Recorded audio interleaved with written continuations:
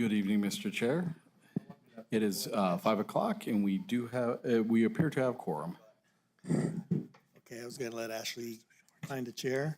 So it's 5 o'clock, 5:01 actually, and I'll call this meeting of the Mesilla Valley MPO Bicycle and Pedestrian Facilities Advisory Committee to order. First order of business is approval of the agenda. Do we have any changes for the agenda? We do not, Mr. Chair. I'll hear a motion to accept the agenda as presented. Andrew Bencomo, so moved. Jim Wilcox, I second.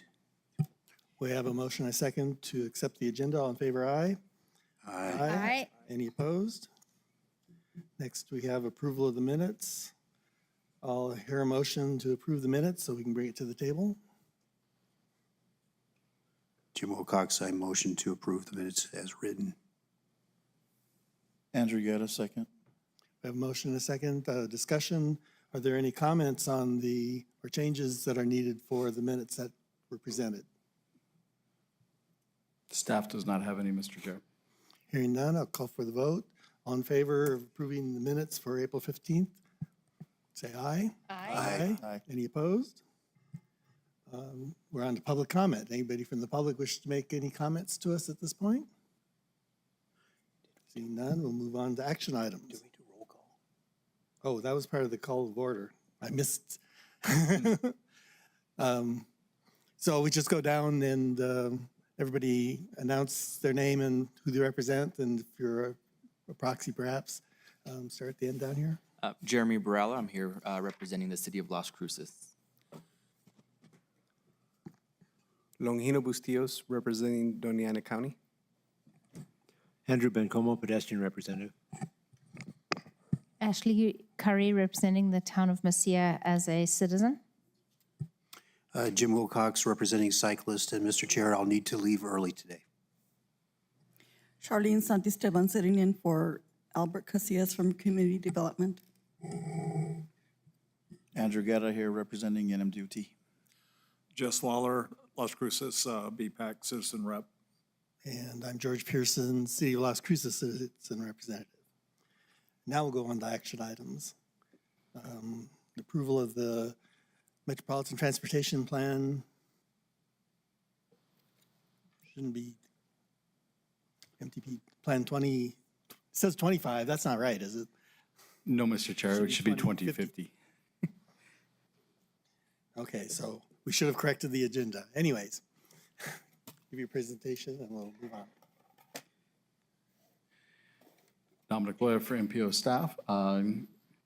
Good evening, members of the BPAC, Mr. Chair. So we are here to talk about the Metropolitan Transportation Plan 2050, and that will be the actual name of the plan. We felt this was a good place to make a break from previous plans. And so starting with the next plan, we will rename it something else. Just in general, the Mesilla Valley Metropolitan Organization exists to serve as a form of regional transportation planning and decision-making for central Doña County. It also maintains eligibility to receive federal transportation funds. So the core vision of Mobility 2050, as we've said before in previous presentations, this will be an update of Mobility 2045, so the core vision is exactly the same. It's to serve all transportation users by planning, implementing, and maintaining a transportation system that coordinates land use and transportation planning.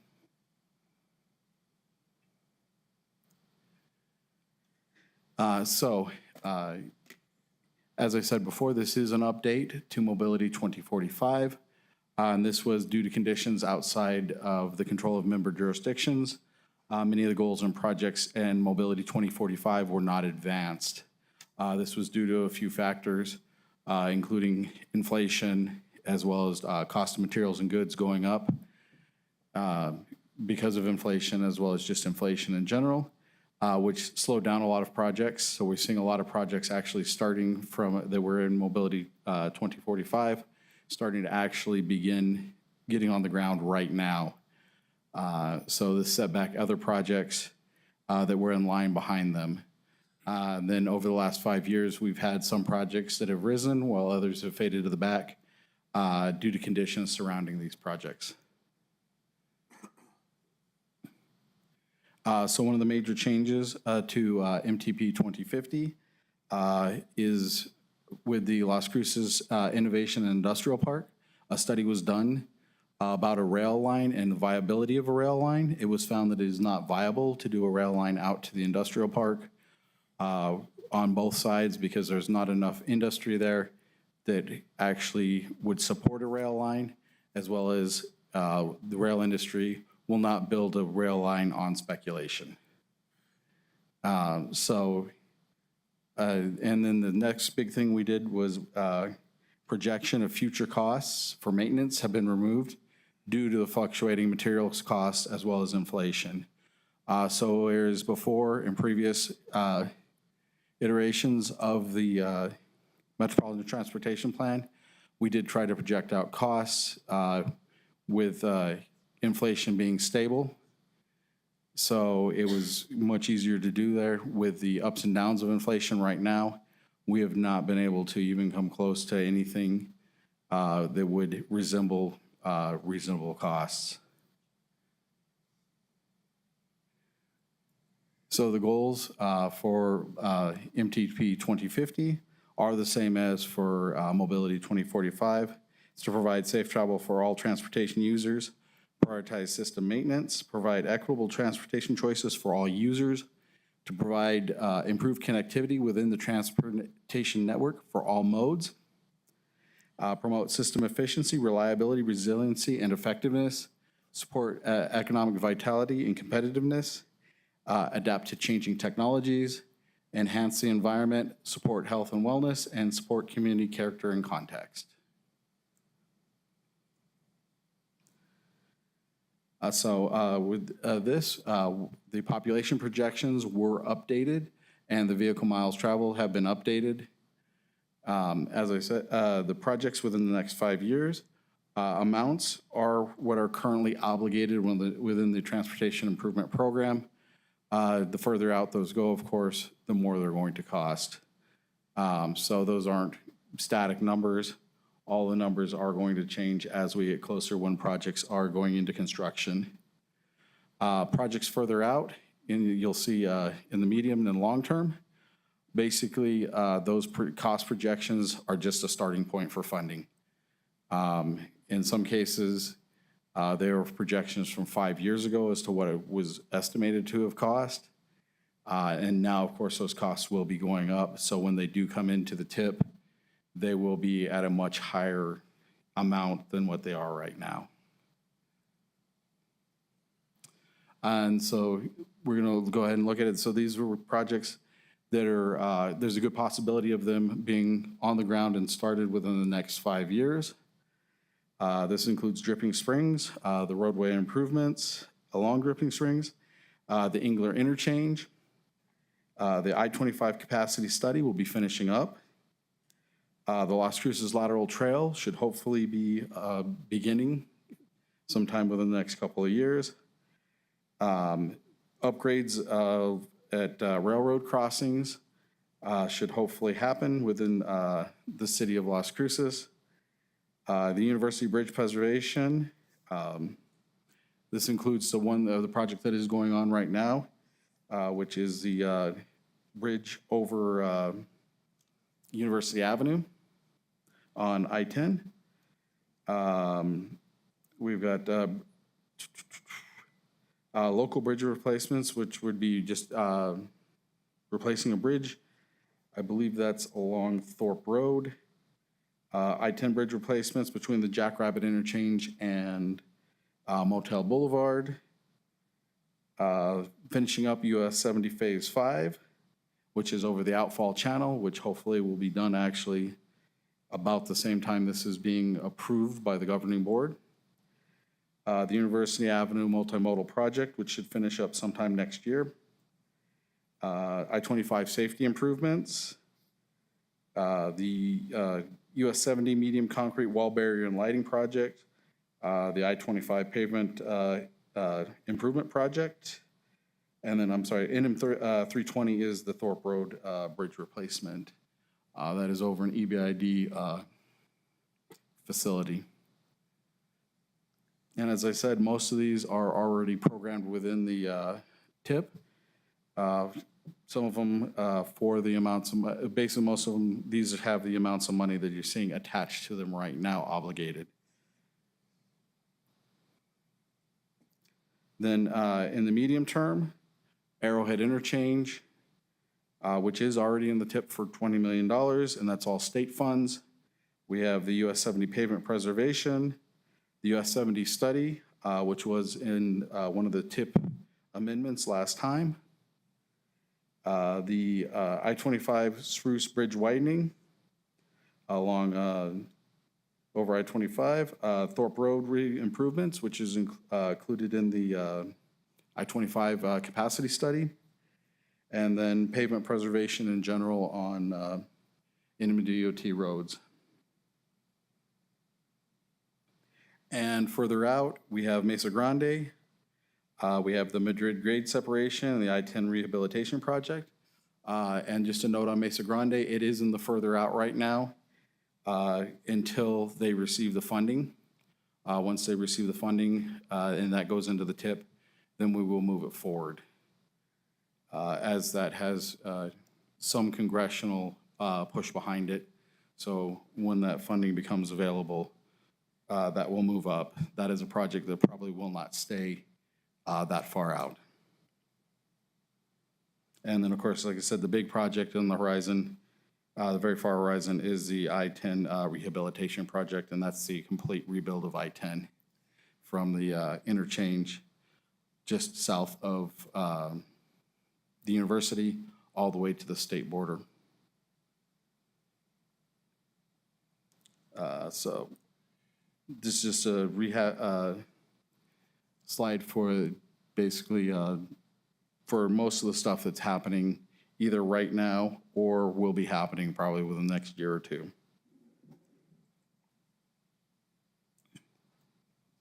So we're going to move on to the maps and plans. So the active mobility plan has been updated to show current conditions and future plans for infrastructure development. Part of this was to see where the gaps are so that this would make it easier for jurisdictions to be able to go, we need to put something in here to make connections. The future thoroughfare plan has been updated with proposed changes to regionally significant connections. There wasn't too much on the future thoroughfare plan that was updated just due to the fact that most of the stuff is pretty steady on there. It's mostly principal arterials and minor arterials with a few collectors here and there. None of those really changed over time unless it was to remove one due to existing property lines and things like that. That's the only reason we would have removed something. We haven't really added anything at this time, just due to the way growth is going. There's not been a reason to add anything to it. The functional classification map, basically what's happened with this is a few streets have been downgraded in it. This includes Griggs Avenue from Trevice to Walnut. It was originally classified as a minor arterial, and back when Las Cruces was a much smaller city, it made sense for it to be. Not so much anymore with all the growth out on the East Mesa and things like that. It no longer functions as that. It functions more as a collector. And then from Griggs Avenue from Walnut to Solano has been downgraded to a local roadway. And that is due to the fact that it is no longer functioning as a pass-through to Trevice at all. And the neighborhood actually had requested that it be downgraded because they are having trouble every once in a while with speeding and things like that along there, so they wanted it downgraded. The other major one that was changed was Foothills Drive from Loman to Roadrunner. That was classified as a collector. That has been downgraded to a local roadway, and that was originally for when Roadrunner went in. Foothills was the connector to it. Now with Loman going all the way up to Roadrunner, it is no longer functioning as a collector. The transit system priorities plan was split from one map into two maps because of Roadrunner Transit and SCRTD. And the reason we felt that this needed to be done is because both their plans, their 20-year plans, while similar, they both serve different groups of people. Whereas Roadrunner Transit serves mostly the city of Las Cruces, the town of Mesilla. SCRTD serves the outlying areas. And so therefore their priorities are going to be slightly different in the things that they do. As I said, this reflects their current conditions. And when they update their long-range transit plans, we will bring those back to update those two maps to reflect where they're going with their current, basically where they're going with their projects, route adjustments, and things like that. The truck routes map has had minimal changes. The only change really was right down here on Roadrunner Lane from Picacho down to Taylor Road.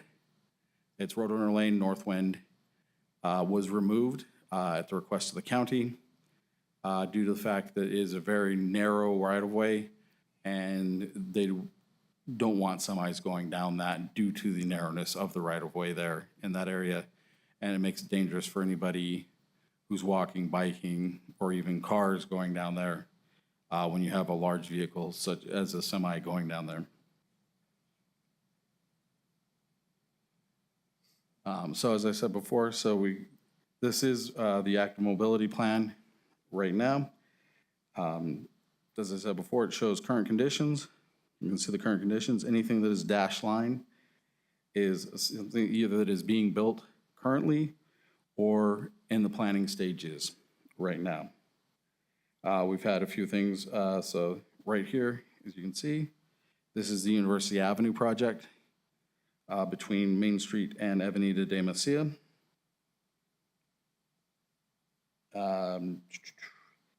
The town has some big plans, as you can see, trying to interconnect most of these paths. They are hoping at some point to continue this further down Calle de Sur, but that is off in the future. And they're not sure. That'll go on the map when they're sure that they can actually do some things on here, which includes widening the roadway, or sorry, widening the right-of-way so that they can add in full infrastructure to accommodate bicycles and pedestrians. The county is right now looking mostly in the northern part, just north of Las Cruces, through this area in the Doña area. And then they've got a couple that are from previous plans that they're still trying to get done here, down here on Carver Road, which includes Tomba Elementary, I believe, is down there. As I said, with the functional classification map, most of this has stayed the same, except for a few minor changes. The future thoroughfare plan, as I said, most of it has stayed the same. There's been maybe one or two small things removed, just simply due to people's properties have now encroached upon where a collector or a roadway would go. And so at that point, there's no point in keeping something there when there's no appetite to actually build a roadway through it.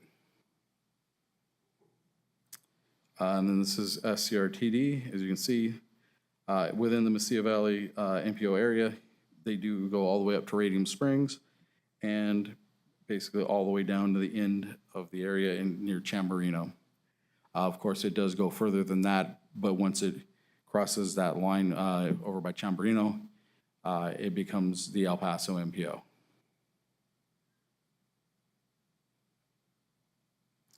And this is Roadrunner Transit right now, and we can see that there are some gaps with Roadrunner Transit.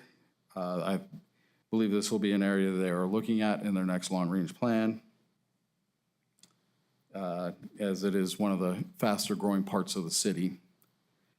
So it is something that will have to be addressed in the future. And this is a truck routes map, and as I said, this is where Roadrunner Lane goes all the way down to Thorpe Road. This used to be on there. This is no longer on there due to, just like I said, the narrowness of the right-of-way. So some of the economic engines of Las Cruces and the surrounding areas. Sorry, that should read the Las Cruces Industrial and Innovation Park. The International Airport, with the High Mesa Road connecting it down to the Jetport at Santa Teresa. It has now another project that is floated to the top, being that there wants looking at connections to the border and to the border crossing specifically as a way to produce an economic growth. Of course, Arrowhead Park over at NMSU, which is why they're trying to get the Arrowhead interchange in. Then there's the Burrell College of Osteopathic Medicine, producing doctors and basically high-paying jobs. So the ultimate goal of is to develop an integrated, well-functioning transportation network that effectively serves the needs of the residents of the Mesilla Valley for Metropolitan Transportation 2050. So a couple other things. The front and back matter in your packet was a draft. All the front and back matter will be put in after approval by the governing board. Then there's also the public comment we received from Velo Cruces. That presentation will be in the public comment section. That presentation has also been passed on to relative entities such as the city and the county. And will be passed on again. And so basically the Metropolitan Transportation Plan 2050 must be adopted by the end of June, on June 30th. This is a federal deadline. We did close public comment last week on the 14th, which was right after governing board. Staff is requesting that BPAC recommend adoption to the governing board. I will now stand for any comments or questions. Okay, thank you. In the packet was the first time I'd actually seen the document. Should I have seen it earlier? No, actually, that was the draft of the document in the packet was the first actual draft of it. Okay. Well, I have some comments from what I saw on there. In the beginning, you start describing some of the history and you talk about the FAST Act, but it doesn't talk about the Infrastructure Investment and Jobs Act. The FAST Act refers to $305 billion in spending between 2016 and 2020, while the IIJA reflects $1.2 trillion of spending with $550 billion of new monies between 2021 and 2026. So we're currently operating under the IIJA. There was a place then further, the next thing that I saw was referring to the JPA, that the current JPA adopted in July of 2013. Well, we've just changed the JPA structure, so it seems like that should be reflected in the MTP. And I don't have the plan in front of me, it's just the notes that I made where it talks about the MTP development process. It seems to talk about MTP 2045 and not MTP 2050. And that was another one of my notes. There's lots of references to Mobility 2045, where it seems like this is Mobility 2050. So it sounds like they're, to me, it seems like you skipped over a bunch of stuff just because it's a copy of the previous plan, which is how you start the current plan. I'm not criticizing that. But maybe just search for 2045 and see where's appropriate to update. Under the performance management, it refers to the FAST Act, that there were some new requirements. Seems like the IIJA also had new requirements, things that we, as a committee, have been working on. It also refers to the, under the safety planning on page 37, I have the Strategic Highway Safety Plan refers to the 2016 plan, but the 2021 plan has been accepted since early 2022. And there was also a vulnerable road user safety assessment, which was a requirement of the IIJA. I don't think that was referenced at all. Chapter 4 I liked. One thing, my only note about that was it didn't explicitly refer to the safe systems approach. And I mean, that's kind of the approach. As much emphasis on safety as possible is something that I'd encourage and that should be needed. Other questions that I had were on the maps. I'd written down asking about the Mesa Grande project. You explained that. So the money's sort of awarded but not available. Is that kind of where we're at? So it's not in the tip yet or the STIP? That is correct, Mr. Chair. At least as of last time we talked with Public Works of the City of Las Cruces, they had not received the funding yet. They were hopeful that it would be within the next month or two. So they have they started design work at all? Because that's the roadway that I would strongly encourage. I'm getting outside of the scope of what we're talking about, but we need to build a 21st century road that's a safe road for all users with that project. On the active mobility map, you talked about projects. Is there a list of projects that is part of what's anticipated? No, Mr. Chair, there's not, but we can certainly look at getting that together and putting that in there. Okay. And you talked about some county plans. I don't know if the county, there were discussions of extending the La Llorona Trail, and I didn't see that that was on the map. I wonder if that's part of something that should be noted.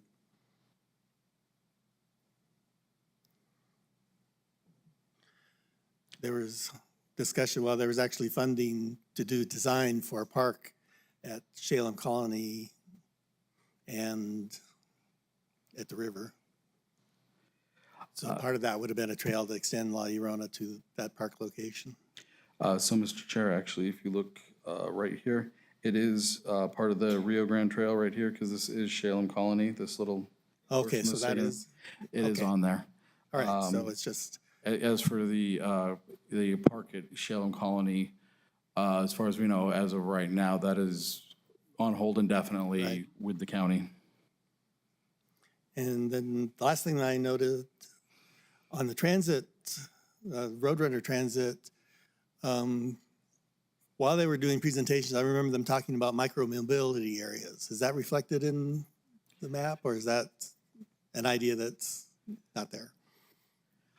So, Mr. Chair, that is an idea that has not come to fruition yet, so we're not sure how that's going to work. So we did not put that into the map. Okay, As I said, as they, when they do their next long-range transit plan, which should be very soon, hopefully we'll have a better idea of what that should look like and be able to then include it into the map. okay. Thank you. That's all I had. Anybody? Andrew? Thank you, Mr. Chair. Andrew Bencomo for the record. So I don't know if you can pull up the actual document on there or you just want to take notes, but just reading through it, on page 73, the bottom left column, there was like a whole slew of like misspellings and missed words in there, it seemed like, because when I read it, it didn't really make sense.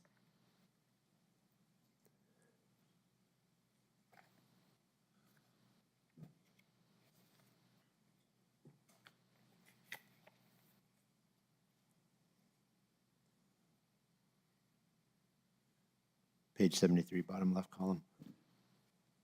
And then On page 74, it talked about funding mechanisms for different entities and how things were funded. And under City of Las Cruces, there was no mention of, for roadways maintenance, there's bond funding also. There was nothing in there. So every 3 years, the city has a 3-year recycling of bond funding that they use for roadway maintenance and improvement. So that, might want to add that in there on page 74. And then this one I can skip. George mentioned it already. It's 2045. I saw several times in there instead of 2050. Maybe I was reading it wrong or whatever. But anyway, Las Cruces on page 78 it says the Las Cruces lateral trail. Where is that? The Las Cruces lateral? Are you talking about the one that goes right down the center of Main Street? Is that the one we're talking about? So, Mr. Chair, Mr. Bencomo, the Las Cruces lateral is the project that is right here by the convention center. It's a project that's was funded 5 or 6 years ago now and has had a lot of problems getting off the ground. Okay. They're still, at this point, I believe they still have the funding and they are working at getting it to actually start construction. It will be phased from my understanding, but that is the one that goes basically from the convention center up to El Paseo along that lateral. Okay. It was supposed to go all the way behind Las Cruces High School. Yes, thank you. That makes sense. That's a continuation of that lateral. I missed that. Sorry. Thank you very much for clarifying that. Also, on the map where it showed the dotted lines where the proposed trails are, I didn't see a trail there in the middle of the city, so I don't know if that's, maybe I just didn't see it. My eyes aren't that good. So, Mr. Chair, Mr. Mangoma, there is not one there yet, just due to the fact that this project has had so many problems getting off the ground. So as soon as we have actual confirmation that they're going to be able to get it into construction, we will put it on there. Just because of the, like I said, it's just the nature of the fact that the money may be taken back. That is a possibility right now, unfortunately, because it is federal dollars. Excuse me, Mr. Chair, Mr. Bencomo. That particular project has got so many question marks hanging over its head right now. It's been the most difficult project that I have seen in my time at the MPO as far as getting that one together and on the ground. And there are some points between the various parties that are also, that are in some way stakeholders in it where there's divergence of opinion about things as well as to what to see on the ground. We're just not sure that that particular project as originally conceived or awarded, it has there's a distinct chance that it may not come to fruition. And we felt that it was better to kind of have discretion be the better part of valor with regard to that particular project. Okay, and while I understand that, there are difficulties with every project. Some have more than others, obviously. I feel, my personal opinion is, I think that still needs to be in there as a proposal. Doesn't mean it's going to happen, just like everything on these maps doesn't mean they're going to happen. They're the best planning process and proposal, but it's kind of like our position, if we don't push for things that we want to see as a BPAC, if we don't push for those through the city, the county, wherever, if they don't get on the CIP of the city or the county or wherever, they're never going to happen. They have to be added to the CIP. That's the process for those to be constructed. And if we never push it here and even show it on the map, it's never going to be on the horizon. So I think we just need to add those in there as it's just a proposal, just like all of these are. And if we don't get them pushed and move forward, they're never going to be seen. They got to get on those lists. They got to get on the CIP. One of the departments, whether it's Parks and Rec or Public Works, they have to pick them up or they're never going to happen. That's just the process. You're correct, Mr. Bencomo, but when I said that there were divergence of opinion, there's divergence of opinion about what the alignments of the proposal should be. So we don't have a clear statement as to what we should even put on the map as an alignment to the best of our understanding right now. It's a very foundational problem with that particular project where we're not sure what we should put on. We've not been given clear information about that. Okay, and while I understand that, it's it's the Las Cruces lateral, so the lateral is, I think, where it should be put on and follow that. Makes sense. So again, it's just a proposal. It's not, oh, it's on there, we have to make it happen. Just like everything on here, it's a proposal. So anyway, just my opinion. I will leave it at that. Just my things. Sorry. Somebody's trying to take it away from me. Sorry. There was also on the, I know I'm running out of time. My 3 minutes is up. On the list, it said the bridge over the outfall channel, $19 million. Is that the project that's already been done? Mr. Chair, Mr. Bencomo, that is a project that is currently ongoing. As I said before, we are hopeful that it will be finished by the time as of main street adoption, but Right. there are no guarantees. So we do keep it in there as a project that is on this one. If it does happen to finish up within the next couple of weeks before this is adopted, then we would remove it.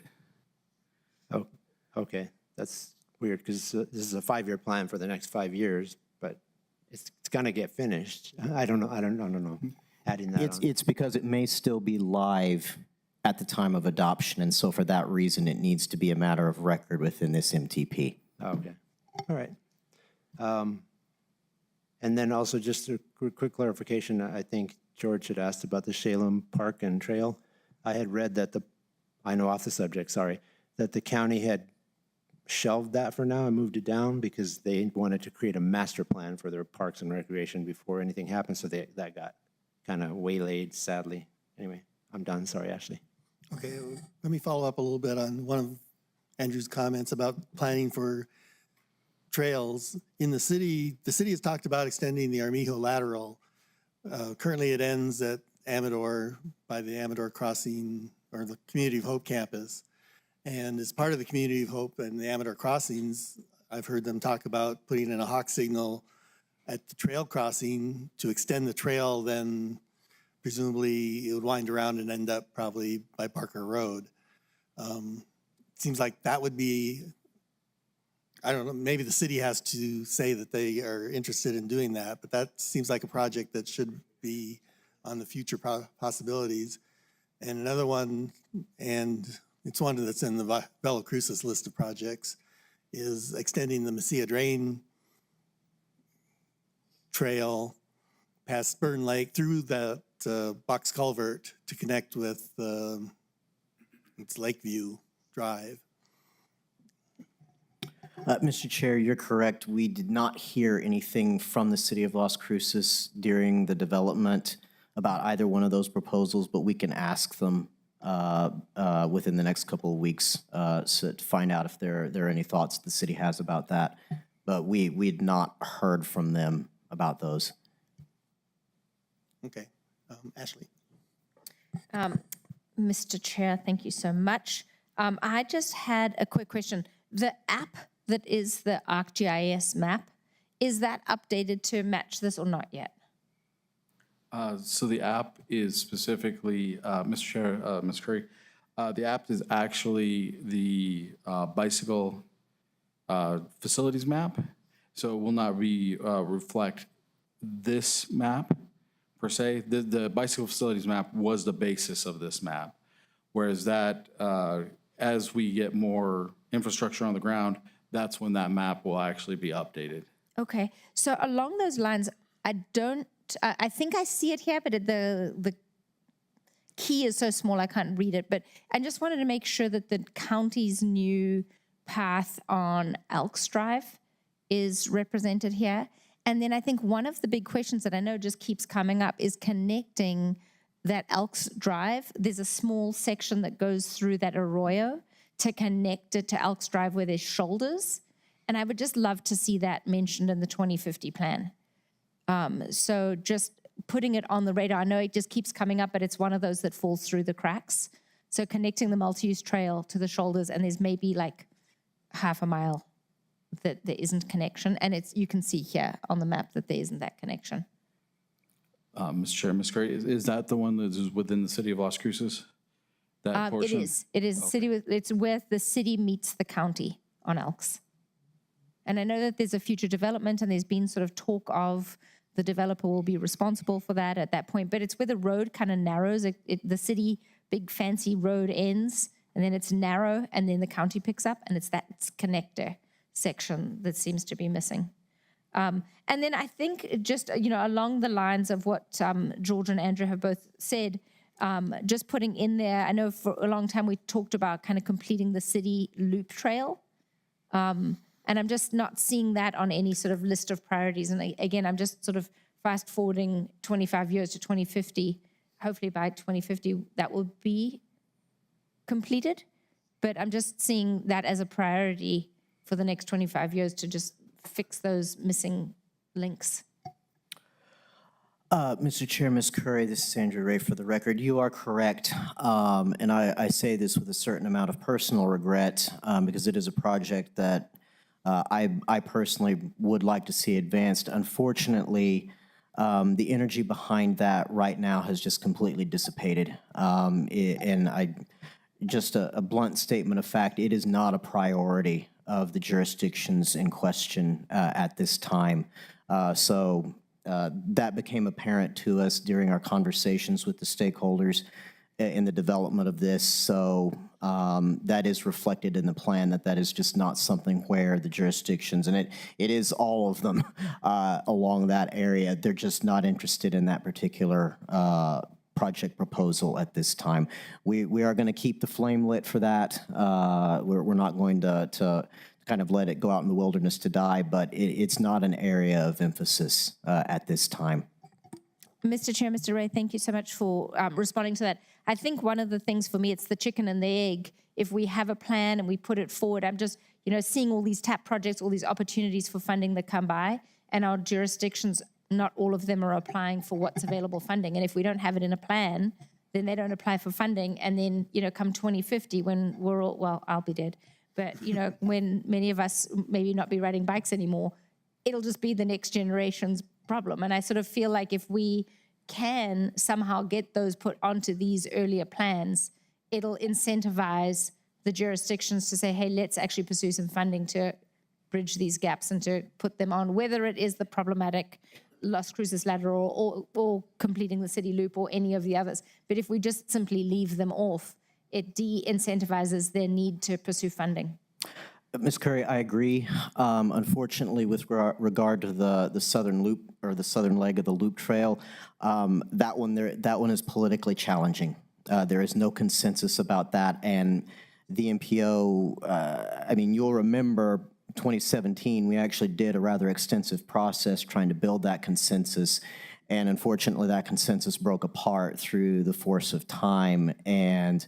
The circumstances are not right now to try to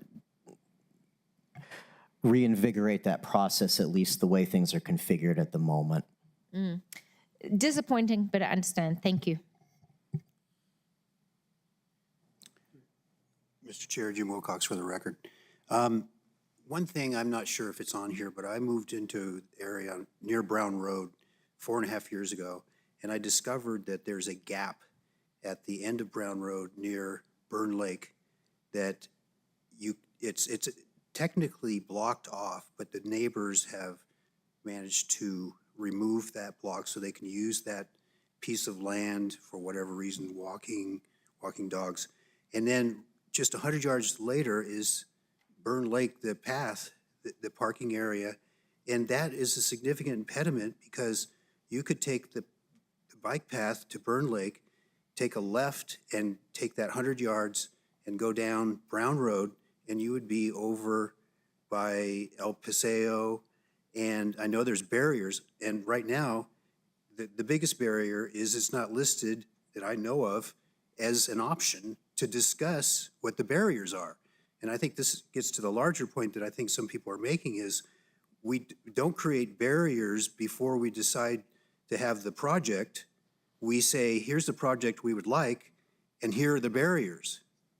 This is, you said chicken and egg kind of, Ashley said chicken and egg kind of a thing. So also, at a larger level, when you look at the total amount of roads that the organization is responsible for, then you have a subset of those roads where, those areas where you're gonna have improvements, you're going to have fixing roads that are starting to deteriorate. Then you're going to have roads that need complete rebuild. So if you look at that inventory, and then you look at your funding sources, and you look at how you're addressing that inventory over time. Now, you understand that other roads will start to show up on the repair inventory. When you consider those things, how many roads need to be repaired, how much money we have, does this organization have a sense of whether they're addressing the problems faster than they're being created?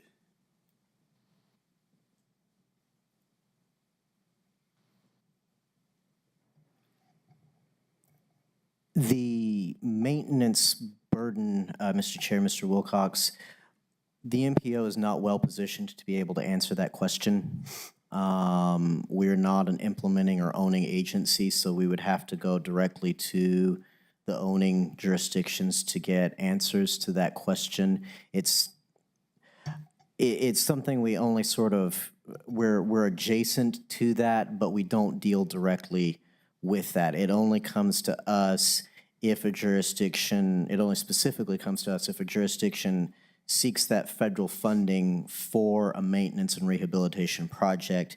And historically speaking, usually the DOT is the only entity here locally that does so. The county, the town, well, the town sometimes, but the county and the city usually do not rely on MPO relevant funds for that maintenance. And so we do not have a good insight into being able to provide an answer to that question, I'm afraid. Okay, so are you saying that we lack the information to know that answer, and yet this is a governing body or at least advisory panel that is here to advise on how to best spend money on fixing road infrastructure? Is that correct?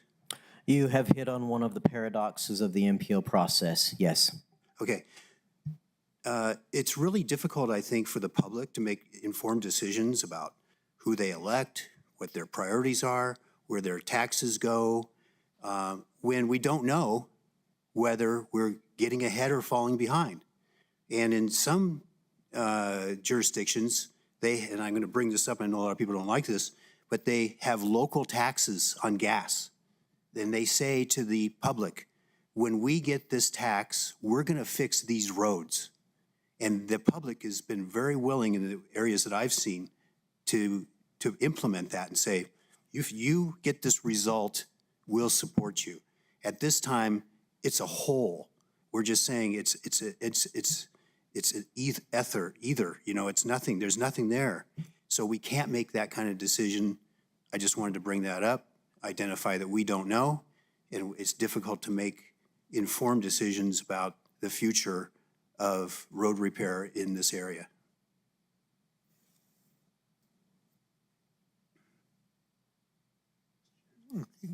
Yeah, I was just thinking, I believe that Las Cruces dedicates a portion of its GRT to road repairs. And I don't know, maybe the city can, or does that?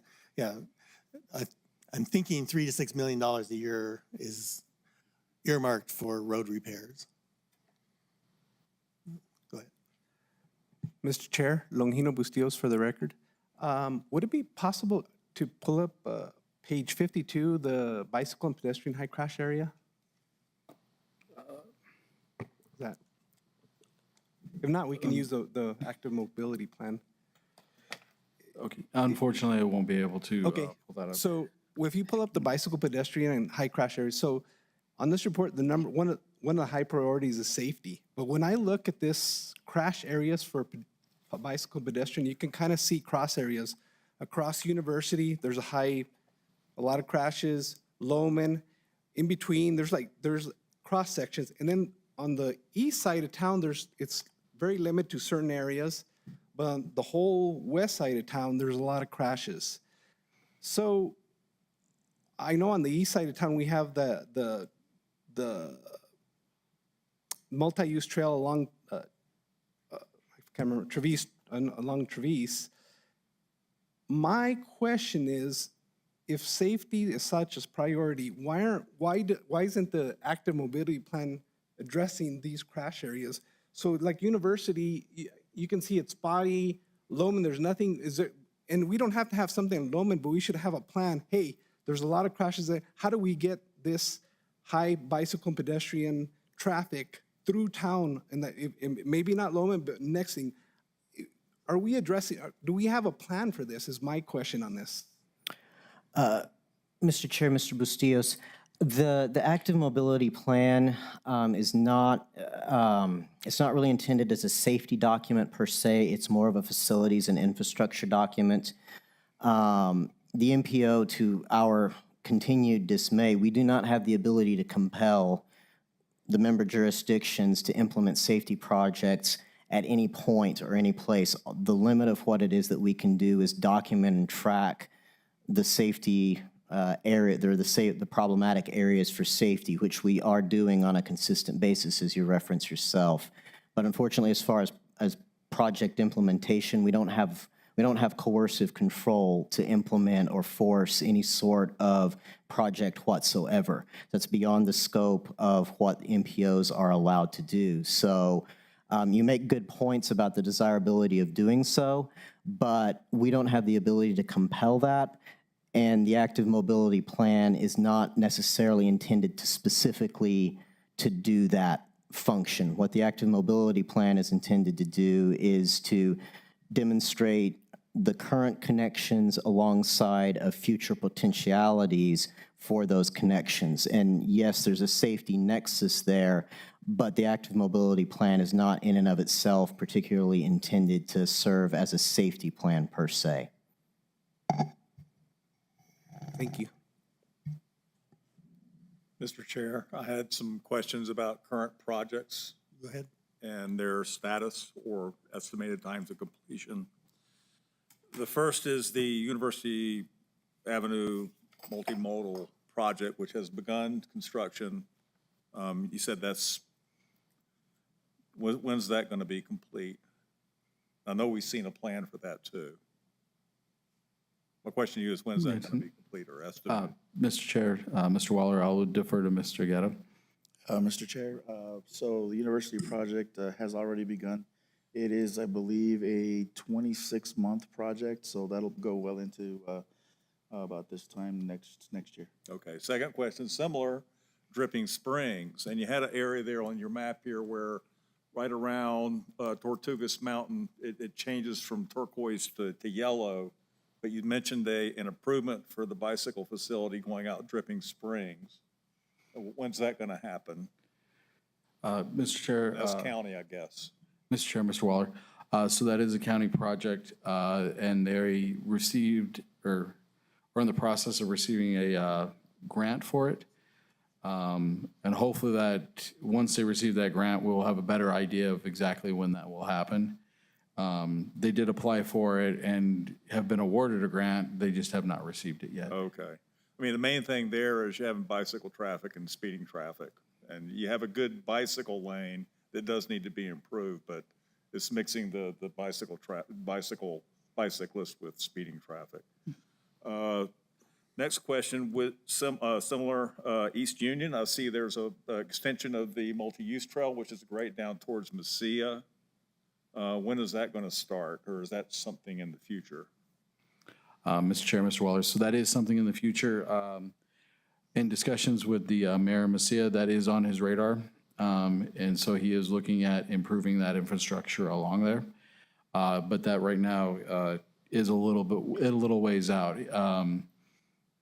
We just had 2 projects before the governing board for the Transportation Project Fund. Neither of them were for Union, but he does have that on there. One was for Cayo Sur to do planning on it, and the other was for Paisano to actually rebuild that roadway because it's become so deteriorated. But it is on the mayor's radar as to one of the things he wants to get done. Okay, great. And then if that gets past the radar, we'll actually see plans for that, hopefully. Mr. Chair, Mr. Waller, yes, hopefully we will see plans for that. Okay. Next question.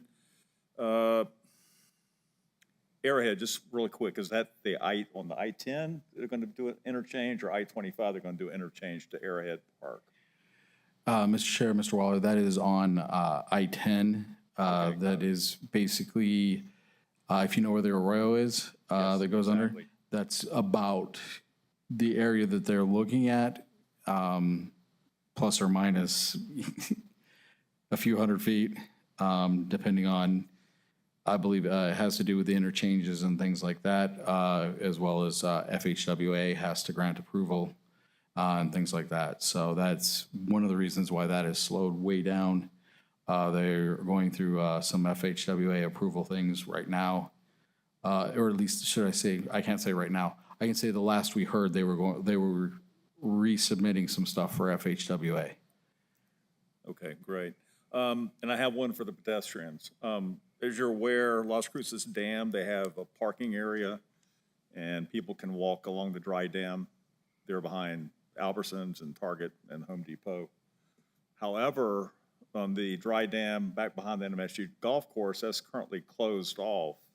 I think it has BLM restrictions that forbid people to enter, which has been a popular area for people to go walking and also bicycling, take their mountain bikes back there. What they wanted to do is keep the cars from going back there because that was causing issues. What is the process to make a motion to have them look at reopening that for pedestrian traffic? Mr. Chair, Mr. Waller, you were discussing the dam that is off University Avenue, correct? Correct. So that is actually an Elephant Butte Irrigation District facility. Okay, EBID. Yeah, so you would need to I'm speak sorry. with them. They take it up with them or take it up with the MPO or?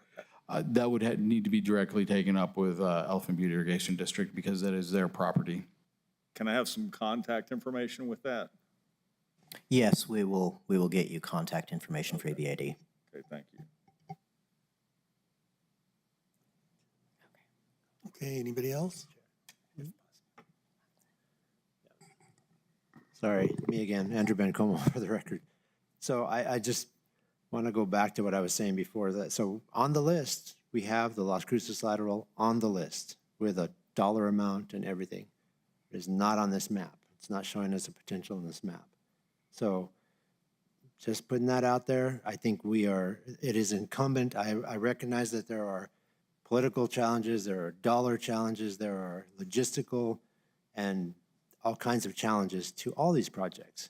But it's incumbent on the Bicycle Pedestrian Advisory Committee to push these projects if we want them to ever get done, to get them on the radar if we ever want them to get done. Whatever the challenges are, that's okay. If we can get them on here, we will fight that fight if we have to. We'll go to our elected officials. We'll go to the Mayor of Mesilla. We'll go to the City Council. We'll go to County Commission. We'll do that. But if we don't ever get them on here, then they're never going to be on the radar. I think it's very sad that of all the dollar amount that's on there, this one project, there's only one trail project on there. And in the next 5 years of that dollar amount, it represents 0.02% of the total dollar amount. Not 2%, 0.02% of the total dollar amount. Now I realize there's some big projects on there. I get that. I understand that. But if we're really talking about safety, and especially for this committee, this is the Bicycle Pedestrian Advisory Committee. I think it's incumbent on us to push these things, to get them on the radar, and to try to get them through the project as much as possible. I know there's challenges.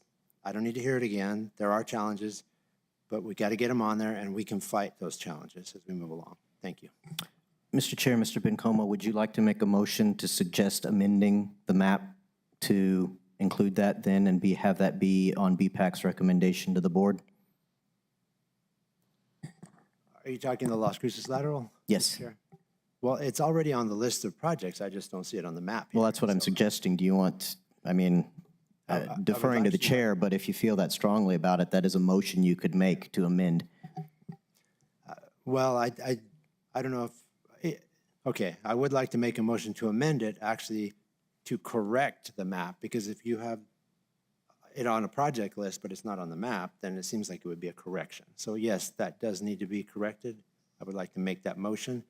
But again, I'm also suggesting beyond that, that we need to push for more projects, but yes. But it wouldn't be a motion to amend the map to add the Las Cruces Lateral Trail, the RTP project.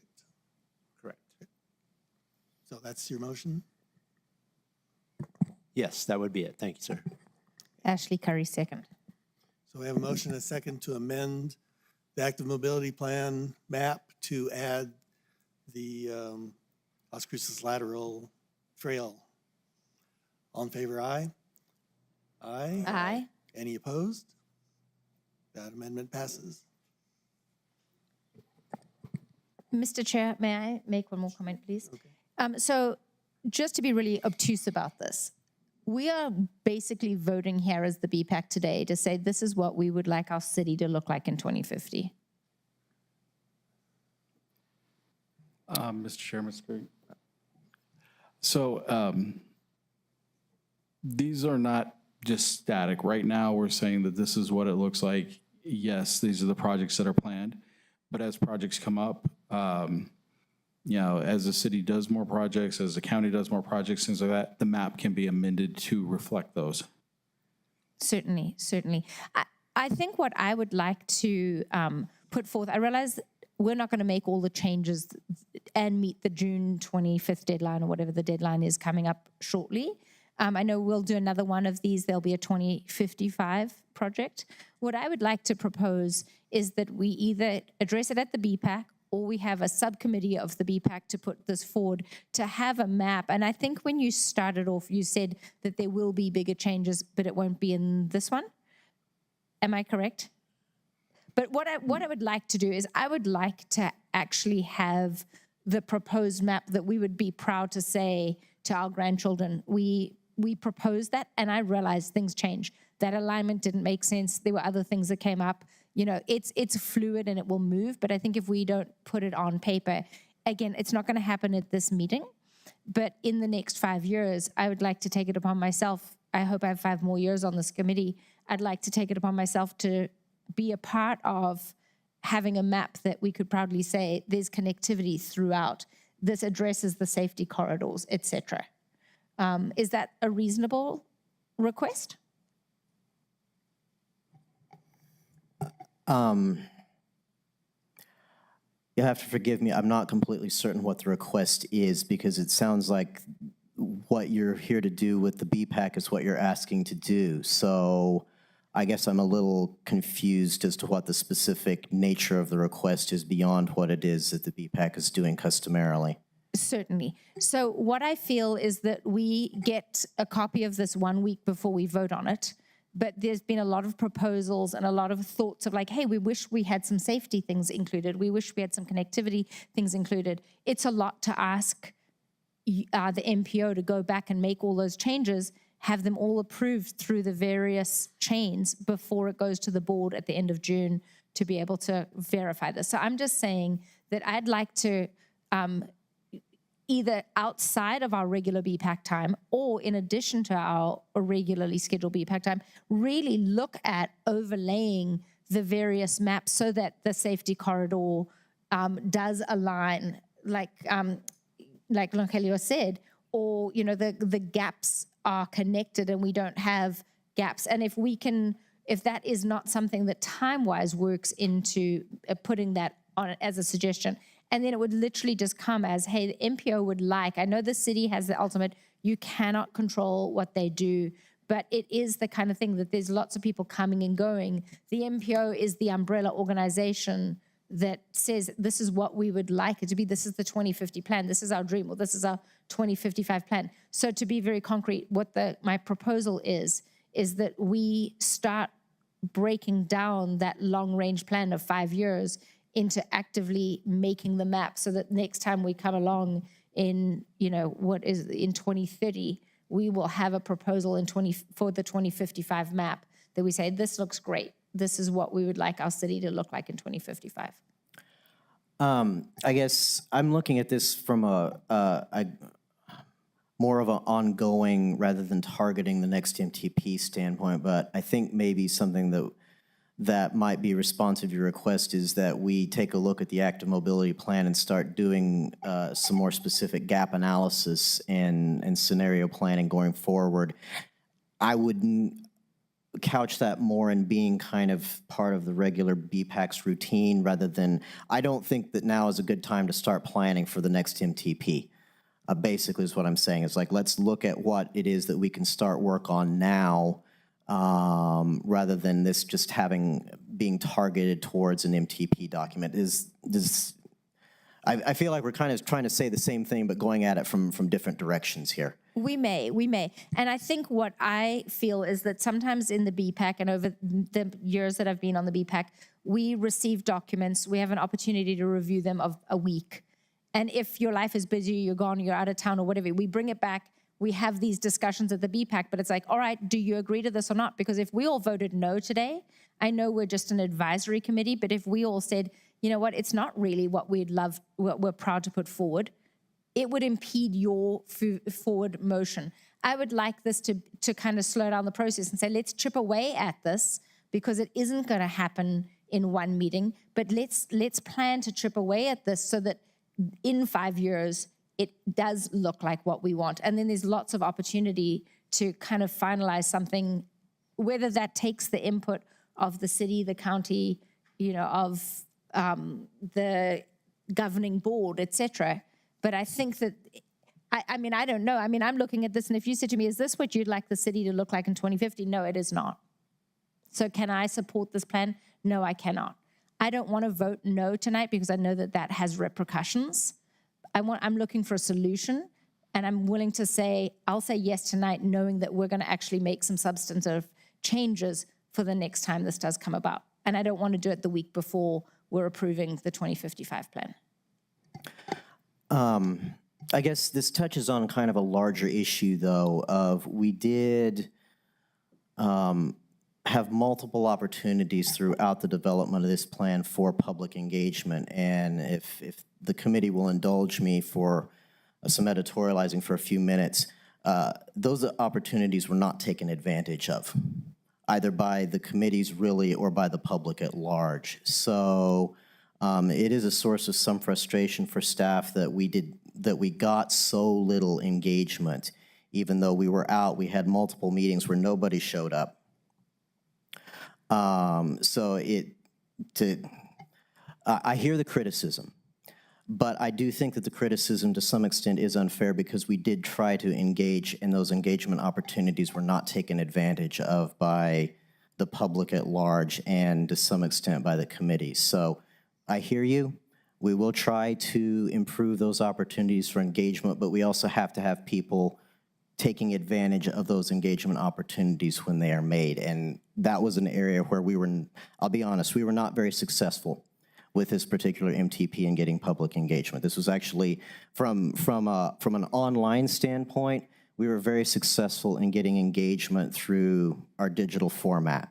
As far as our in-person conversations, most of our meetings, in fact, in total, I believe we had about 5 people show up across the board, across the 18 months that we've been working on this, across the 2 stages of public engagement. We had 5 people actually show up and provide comment engagement. So we have had opportunities, it's just that some of them were not taken well advantage of. Totally fair. And I'd like to say that providing feedback rather than criticism was my intention here. So if it's taken as criticism, that's not my intention. My intention is to provide feedback so that we can have a project that everybody is super proud of. I think I would liken it to the teacher saying, everybody failed this test. So everybody in the class, like you could have come into open session. There's something in the teaching that's not going on if only 5 people showed up. So if you're having meetings and only 5 people in 18 months showed, I would say that that's on the teacher, not the student. So I think, the opportunities, I mean, just as an example, come be at the Family Bike Fiesta where we have 500 people this year who are all engaged in the act of pedestrian and bike safety. So have a booth and be at those places where those people are. I mean, as an example, again, I don't like to give criticism if it's received as criticism or feedback without solutions, but I feel like we could work together, and even the BPAC knowing, hey, you guys, nobody is showing up to our meetings. Can you as the BPAC help get people here? we're liaisons. We're liaisons I'm the liaison for the town of Mesilla. It is my job to say, hey guys, the town of Mesilla, come on out and vote on this. And I failed on that. But I think that could also take a push from you guys saying, hey guys, one of the struggles we're having is getting public input. What can you do as BPAC members to help get more people out? Just thoughts and suggestions. Thank you. So this current map is kind of constrained by what the member jurisdictions have identified as projects. That's kind of a, Yes, Mr. Chair, that is correct. so I think what I'm hearing is we need an aspirational map. We need a map that says, okay, we need a study corridor for the South Loop to connect. We need to identify where we have safety problems, that we need a hawk at the outfall channel valley crossing, that we need improved safety crossings for Hoagland and McClure, that the Rio Grande Trail needs to be a higher priority than it is. I think that's what I'm hearing, and that's not strictly part of the MTP, I don't think. I think that's something that this committee should be looking at. I agree, Mr. Chair, and that's actually a very intriguing idea that you suggest there, because you're correct in the sense that the MTP, yes, it's not fiscally constrained in the same way that the TIP is fiscally constrained, but it is constrained in the sense of we have to operate within the parameters of what our member jurisdictions and what the regional stakeholders, such as EBID, such as Doña County Flood, et cetera, what it is that they are willing to support and endorse. So exploration of an aspirational type map might very well be a very good avenue of approach in the short to medium term for something to be looking at to move forward. So I know the MPO has some different projects in the future. What kind of a timeline do you think would be appropriate for us to start looking at that kind of a project? I have to admit, my brain is not well positioned at the moment. I'm still very much personally beyond up to my neck and trying to and I guess Right, a that's little why a little preview of what the MPO staff update was going to be about, but I myself am still beyond busy as far as trying to get the implementation of the MPO transition continue to move that forward and finalized. I don't myself really have the brain to kind of plot out, so I think that might be a follow-up item for the July meeting for us to have on the agenda a discussion item of scoping that and looking ahead. I'm not in a good place right now to be able to give an answer to that tonight. Yeah, if it at least stays on the list so that it will get addressed at some point. Any further discussion? So we've had some fairly substantial discussion about this and an amendment to the map. The recommendation to the governing board, can that include some of this discussion? Can we make sure that some of these comments, without actually modifying the plan itself, but that the comments get noted? Or after some thorough discussion, the BPAC? I mean, because I don't know, is the staff in position to make any of these editorial changes that we mentioned? Well, we can certainly bring forward the Las Cruces lateral alignment because that's an amendment that has to be brought specifically to the attention of the board. Let me look back over my notes. I mean, some of the things that were noted already, yes, there are some formatting errors and content errors that are in the document that the BPAC noted. We'd already taken note of most of those in our internal review of the document. So those, as far as corrections are going to be, those are already noted and are going to be changed.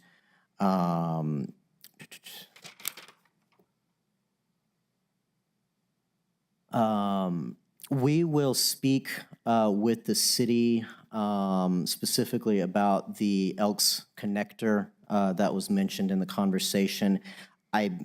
We did talk with city staff about that in our stakeholder meetings with the city. I don't think we got a very warm reception about that, but we'll bring that forward with them to see what their thoughts might be about inclusion in the map. I apologize, Mr. Chair. What were the other two projects that you mentioned that we had missing? I did not actually write down their names. I'm seeing here now.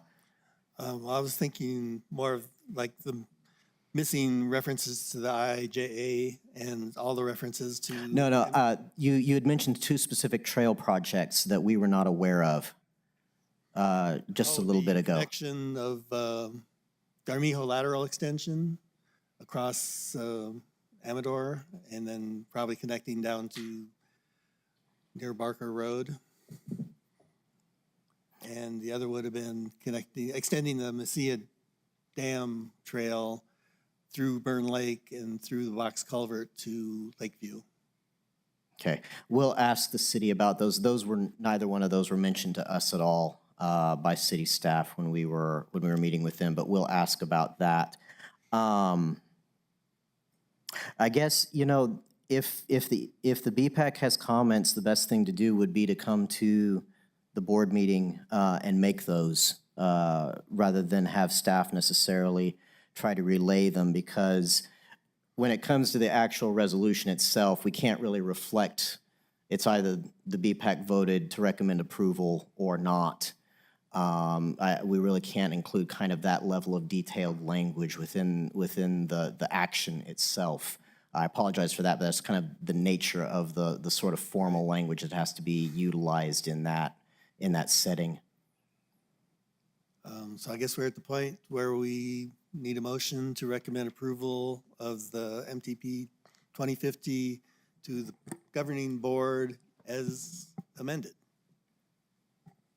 Mr. Chair, Andrew Bencomo, I make a motion to approve the moving forward with to the governing board with the amendment that we discussed with the Las Cruces lateral.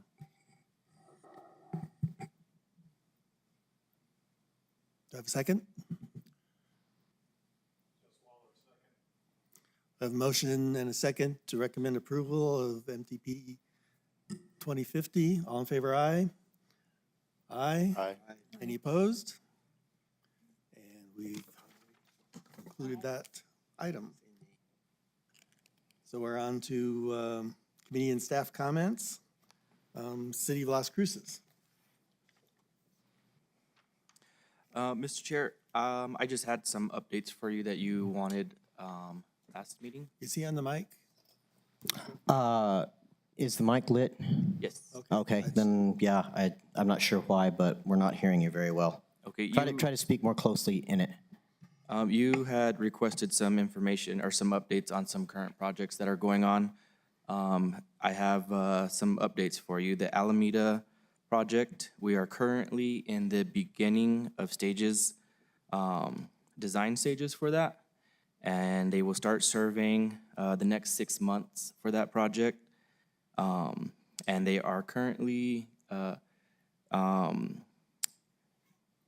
getting together with the public meetings that they need to put out for that to get information and feedback from the public. And then Melendres, that project is going out to bid this week, and you can probably see some movement and construction starting within the next 2 months on that project. And Tortugas Trail, that one is in the early current design phase. That should be completed by December of this year. And that's it for that one. That's all I have. Okay. Where are we? Doña County. You have updates for us? I have no updates.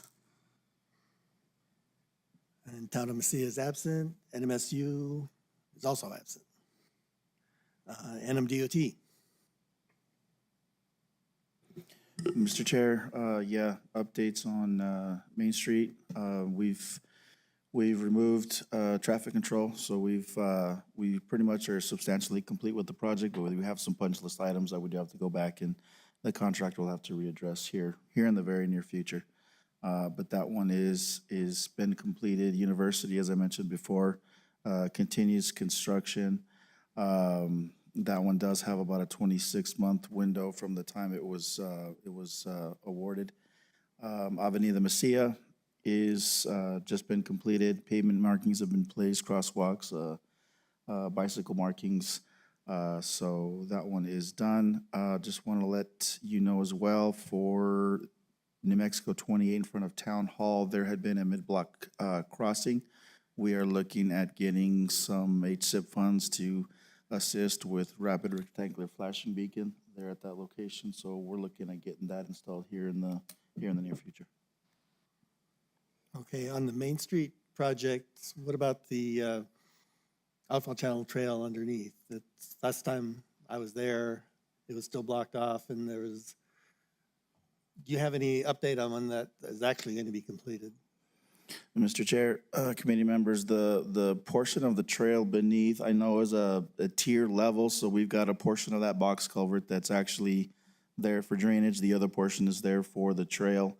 I'd have to get with the project manager on that and see what the delay is and why that's open. I know we ran into significant utilities in that area, more so on the northern portion. But I can find that out and give you an update here in June. Yeah, because the original, way back at the very beginning, it was supposed to be open before the main line was completed, but it's now delayed. And the main line is essentially done, so. Right, yeah. I'll have to get with the PM and see what, why that portion is unfinished and blocked. Yeah. And on the Avenida de Mesilla, where you put in the pavement markings, I just want to comment, you have pavement marking brownies because that work at night, because I was in Mesilla at 7 o'clock at night, no work done on the pavements yet, pavement marking, and 7 o'clock in the morning I was there, and they were substantially, at least half of it was done, and no sign of any work here. So I think you have the brownies that work when nobody's watching. Well, we're trying to, Mr. Chair, we try to get the contractors out there at, a reasonable time. If they feel that night work is more appropriate, they're elected to do so. Okay. MPO staff updates. Actually, I wanted to ask Mr. Guerra, we had a follow-up item from last month's BPAC meeting about the proposed start date of the Engler Interchange project, if you have that information. Yes, sir, Mr. Ray. Mr. Chair, we do have the LC 382 I-25 Angler Interchange ramp was originally scheduled for fiscal year 28, but that's been bumped up a little bit because of the capacity study that was completed already, so that's going to be fiscal year 27. So can you put in a guesstimate, 20, change fiscal year to calendar year for me? So fiscal year 27 could be wrapping around into 28. So not next year, but the following year, sir. So before we'll be starting construction around Christmas time then in 28 probably. That is the program, yes, sir. Thank you, Mr. Ray. Okay. Yes, Mr. Chair. For MPO staff, as I alluded to already, I have led a very insular life this past month since the board finalized the MPO transition out of the city of Las Cruces. That transition is now officially in effect, although as I have come to discover, it being officially in effect means that quite a lot of work now immediately has to start. So I have currently been working with City of Las Cruces staff. The city is still the fiscal agent, so we are now undertaking all of the work on the internal administrative side of the city of separating the MPO out from all the rest of the city. So basically all of our connections within the city's enterprise software, we're in the process of severing those and separating ourselves out, which has turned out to be much more of an undertaking than I thought was going to be possible. We've also run into some problems on the federal and state side as far as getting some approvals for the federal withholdings and things of that nature that I have been having to work through. You'll recall last year that we had to acquire general liability insurance to cover our physical our new physical office. We're now in the process of acquiring workers' comp insurance for the rest of MPO staff alongside of professional liability insurance. Professional liability insurance is important because you'll recall, in order to execute the fiscal agent agreement with the city of Las Cruces, we have to hire an additional staff person to basically allow us to comply with the city's procurement code.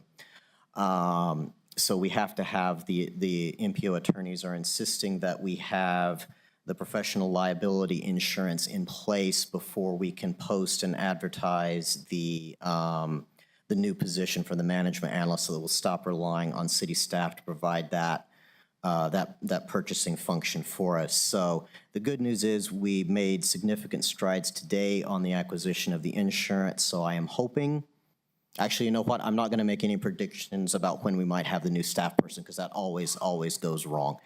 But those are the things, other than the MTP, that MPO staff has been working on over the course of the past month. It's just now that we're to the point that the transition is officially in place, we are now actively executing and trying to get it moved forward. So I don't believe there's anything else that, no, they're nodding their heads no. So that's the MPO staff updates for today. Okay, thank you. So now we have committee comments. Guess I'll start. May is Bike Month. We have one more. Tomorrow will be the Ride of Silence in Mesilla, starting at the plaza at 6:15 p.m. Ride of Silence is an international event where we honor those that have been killed and injured while riding their bicycle. In the past, we've had a pretty decent turnout, so hopefully people will be able to show up tomorrow. Then spilling into next month, but still part of the Bike Month kind of activities. June 7th is the Adaptive Cycle Parade by Everybody Rides with Grace, which is at the Mesilla Community Center in Mesilla at 9 a.m. And then we'll have a Father's Day bike ride on June 15th from Pioneer Women's Park up to the airport. And that's the Bike Month activities that I'm aware of. Before we meet again, the state's Idaho Stop or Stop as Yields law will come into effect. That will be on July 1st. So that'll be something, hopefully there'll be appropriate education going out. And I wanted to make one comment, I guess, about the Mesa Grande project. That we really need to build that as a 21st century road where we build it safe for all users. AASHTO has just come out with their new bikeway guidelines, and specifically included in there are protected bikeways and protected intersections for bicyclists. So my feeling is that we should build the safest road possible, and that includes protected bikeways. Any other committee members? Mr. Chair, Andrew Bencomo for the record. Just wanted to, first of all, compliment MDOT on the Main Street project. That is a very nice project. It's so nice coming through there and making my way through there to my mom's house. I'm down there probably 4 or 5 times a week. Very nice. Traffic moves very well. The only thing that's kind of weird is right in front of the Sonic and the car wash. You probably already noticed that. There's like a couple of dipsy-doos there. When you're coming down, I don't know what that is. It's very weird. So, Mr. Chair, yeah, we do have a few items there for the contractor to come back and and refine. So we'll take care of those. all right. I mean, it's not a huge deal, but anyway, very nice project. Thank you. And then I had another question. It's for the city of Las Cruces. It'll probably have to be a follow-up for the next meeting in July. The status of the reconstruction of Campo Avenue was going to be reconstructed from Picacho to Amador, I believe. Yes, I don't have any updates on that, but I will have that update for you for the next meeting. Okay, thank you. That's all, Mr. Chair. Thank you. Okay, yeah, that project does include some bicycle facilities, so. Anybody else? Ashley? Mr. Chair, on behalf of the school district, we have completed National Bike to School Day. We had most schools participated in the events, elementary schools. We had, I think since our last meeting, the Family Bike Fiesta. which was attended by nearly 500 people, including participants and parents and volunteers. Again, another successful year-end event. And then school is wrapping up next week, Friday. So that is May 30th is the last day of school. And then school doesn't go back in until July 28th is the first day of school for most people, July 25th for kinder 6th and 9th. Thank you. Anyone else? We'll go on to public comment. Anybody from the public? Seeing none, I'll hear a motion to adjourn. Ashley Curry, so moved. Jess Waller, second. Without objection, we're adjourned. See you in July.